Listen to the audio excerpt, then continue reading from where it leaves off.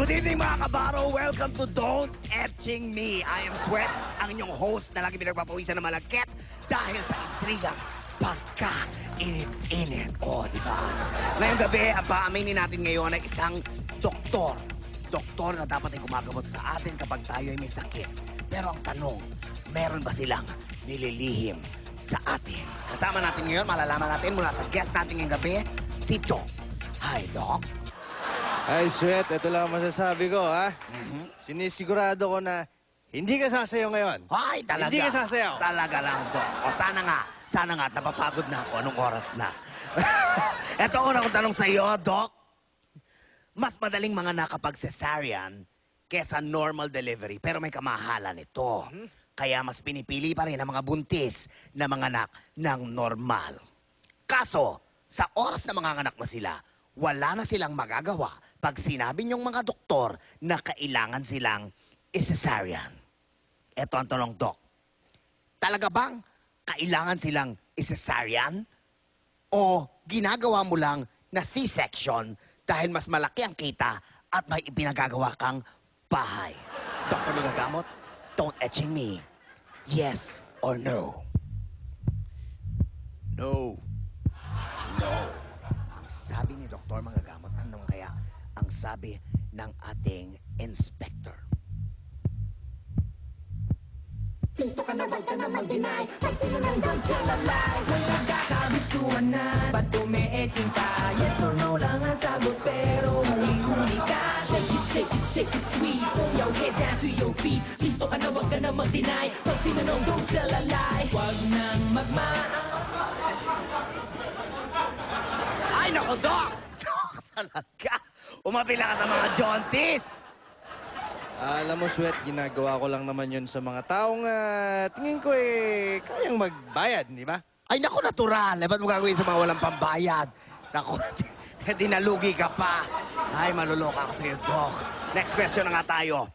Malaking bagay ang gamot para sa ikagagaling ng mga pasyente nyo. Di po ba? That's right. Pero kahit may generic name naman ng mga gamot, ay may nire-recommenda pa rin kayong brand nito. Dahil ayon sa inyo, ay mas mahusay ito. Di ba? Eto ang tanong. Talaga bang mas mahusay ito o mas malaki lang ang regalo na ibinibigay sa inyo ng mga kumpanya ng branded na gamot na nire-recommenda nyo? Dr. Manggagamot, don't etching me, yes or no? No. No, ang sagot ni Dr. Manggagamot. Ano kaya ang masasabi ng ating inspector? Gusto ka na, wag ka na mag-deny. Pag tinanong, don't tell a lie. Kung nagkakabistuhan na, ba't umi-etching ka? Yes or no lang ang sagot, pero huli-huli ka. Shake it, shake it, shake it sweet. Pull your head down to your feet. Gusto ka na, wag ka na mag-deny. Pag tinanong, don't tell a lie. Wag nang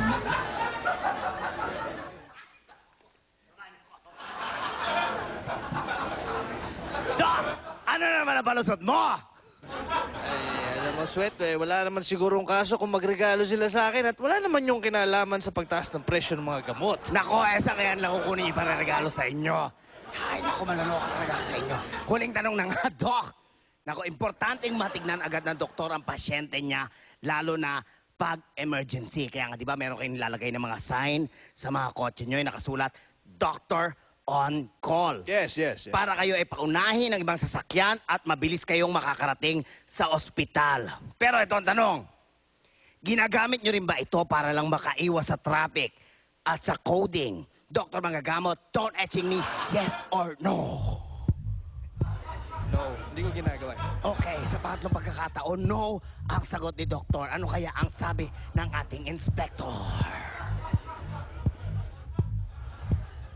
Gusto ka na, wag ka na mag-deny. Pag tinanong, don't tell a lie. kung nagkakabistuhan na, ba't umi-etching ka? Yes or no lang ang sagot, pero huli-huli ka. Shake it, shake it, shake it sweet. Pull your head down to your feet. Gusto ka na, wag ka na mag-deny. Pag tinanong, don't tell a lie.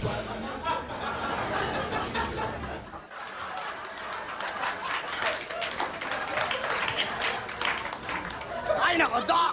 Mag-explain ka, Doc! Ito, Sweat, sasabihin ko sa'yo, ha? Ano? Sa tagal kong nag-aaral ng medisina at pagdodoktor, sayang naman kung hindi ko gagamitin ang mga pribilehiyo ko, hindi ba? Pribileyo, kailan ba naging pribileyo ang manloko ng kapwa? Ay nako, inubos mo na ang pasensya ko, inubos mo pa ang oras natin.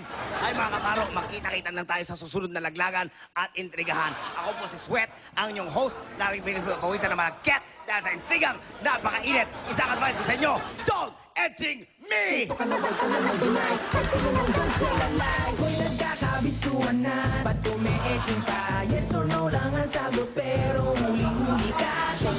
Shake it sweet Pull your head down to your feet Listo ka na wag ka na mag-deny Pag tinanong don't tell a lie Wag nang magmaan